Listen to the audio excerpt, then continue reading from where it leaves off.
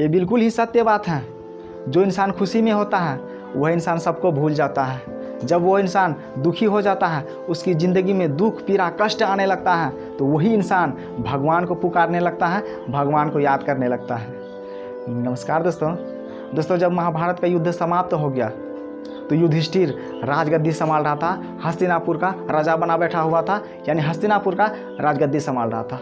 सब कुछ सामान्य तरीके से सब कुछ ठीक ठाक चल रहा था। लेकिन एक दिन ऐसा आता है जो पांचों पांडव दुखी हो जाते हैं, चिंतित हो जाते हैं, क्योंकि भगवान श्री कृष्ण को द्वारका जाना होता है। भगवान श्री कृष्ण को द्वारका जाने की बात इन्हें अच्छा नहीं लगता, इन्हें पसंद नहीं होता है। भगवान श्री कृष्ण को जाने के लिए नहीं देना चाहता है, भगवान श्री कृष्ण को अपना साथ रखना चाहता है। और भगवान श्री कृष्ण को कहने लगते हैं कि भगवान आप यहीं रहिए, मेरे साथ रहिए, आप द्वारका ना जाइए। और भगवान श्री कृष्ण भी उन्हें दिल से चाहता था, उन्हें अपना शरीर का हिस्सा मानता था, इसीलिए अंग से अलग होना नहीं चाहता था। लेकिन भगवान श्री कृष्ण को द्वारका जाना अनिवार्य था, महाअनिवार्य था। भगवान श्री कृष्ण को द्वारका तो जाना ही जाना था। लेकिन पांचों भाई भगवान श्री कृष्ण को जाने के लिए नहीं दे रहा था। यह चिंतित हो गया था, यह सोच रहे थे कि भगवान श्री कृष्ण अब हमारे बीच नहीं रहेंगे, ये द्वारका चले जाएंगे। लेकिन भगवान श्री कृष्ण को तो जाना अनिवार्य था, उसे तो जाना ही था। उसके बाद भगवान श्री कृष्ण पांचों भाइयों को स्नेहपूर्वक गले लगाता है। गले लगाने के उपरांत कुछ कुछ उपहार भी दे रहे थे, कुछ कुछ भेंट स्वरूप भी उसे दे रहे थे। जब पांचों भाइयों को स्नेहपूर्वक गले लगाया, कुछ कुछ उपहार दिए, तो अंत में कुंती की बारी आई।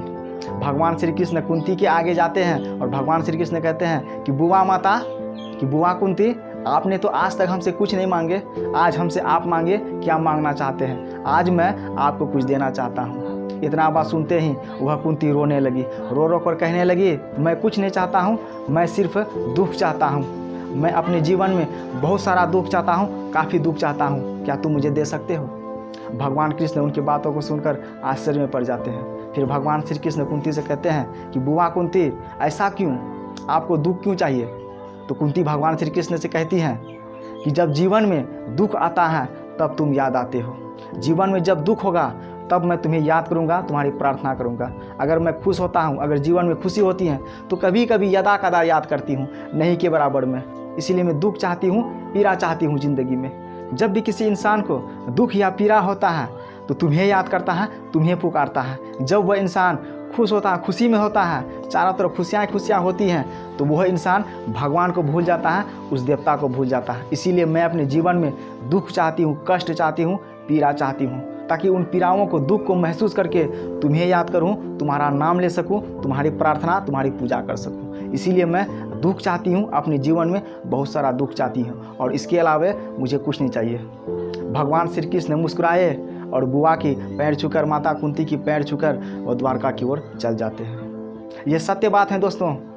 जब इंसान के पास खुशी आ जाती है, खुशी से तिल मिलाने लगते हैं, तो ये भगवान को भूल जाते हैं, चारों तरफ के लोगों को भूल जाते हैं, आसपास के लोगों को भूल जाते हैं, दोस्त यार, भाई बहन, सबको भूल जाता है। लेकिन जब वही इंसान को दुख घेर लेता है, कष्ट घेर लेता है, उसकी ज़िंदगी में पीड़ा होने लगता है, उसके मन दुखने लगता है, तो उसी समय वह इंसान फिर भगवान को याद करता है, भगवान को पुकारता है। इसीलिए कुंती भगवान श्री कृष्ण से सुख नहीं मांगकर, धन दौलत नहीं मांगकर, वह दुख मांगा, पीड़ा मांगा, ताकि पीड़ा हो सके मुझे, ताकि भगवान का स्मरण कर सके, उस भगवान श्री कृष्ण की पूजा आराधना कर सके, उसको याद कर सके। नमस्कार।